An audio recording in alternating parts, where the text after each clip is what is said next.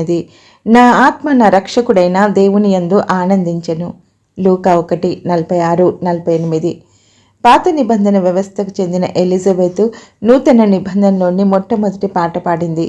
మరియ కూడా పాత నిబంధన వ్యవస్థకు చెందినదే అయినా పాత నిబంధనను ఆమోదించి నెరవేర్చి భవిష్యత్తులోకి సాగిపోతున్నట్టు పాట పాడింది. దానికి కారణం ఆమె గర్భంలో దాగి ఉన్న మార్మిక మహత్తర శిశువే. మరియ పాటలో 2 భాగాలున్నాయి. మొదటిది వ్యక్తిగతం 46-49.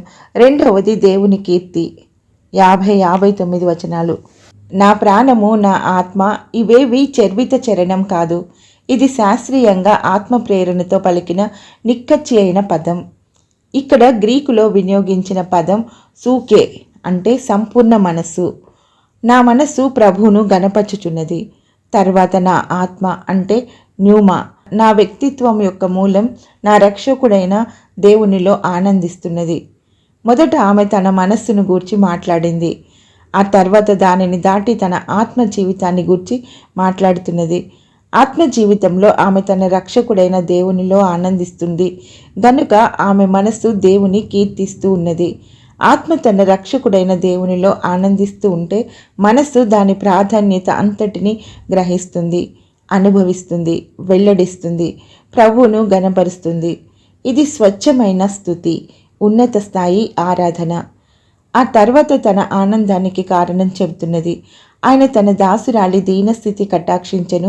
సర్వశక్తిమంతుడు నాకు గొప్ప కార్యములు చేసెను గనుక ఇది మొదలుకొని అన్ని తరముల వారును నన్ను ధన్యురాలని అందురు. ఆ తర్వాత వెంటనే ఆమె దేవుని కీర్తించింది. అందులో 4 ఘట్టాలున్నాయి. మొదటిది ఆయన నామము పరిశుద్ధం. రెండవది ఆయనకు భయపడే వారి మీద ఆయన కనికరము తరతరములుండును. 3 ఆయన తన బాహుతో పరాక్రమం చూపెను. వారి హృదయముల ఆలోచన విషయమై గర్విష్ఠులను చెదరగొట్టెను. సింహాసనముల నుండి పడద్రోసి దీనులనెక్కించెను.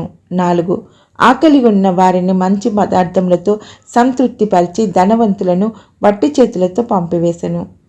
అబ్రహామునకును అతని సంతానమునకును యుగాంతము వరకు తన కనికరము చూప జ్ఞాపకం చేసుకొందునని మన పితరులతో సెలవిచ్చినట్టు ఆయన తన సేవకుడైన ఇశ్రాయేలుకు సహాయం చేసెను. ఈ రీతిగా మరియ తన పితరుల దేవుడి మహిమలన్నిటినీ, ఆయన పరిశుద్ధతను, ఆయన కరుణను, ఆయన బలాన్ని, ఆయన నమ్మకత్వాన్ని వర్ణించింది, గానం చేసింది.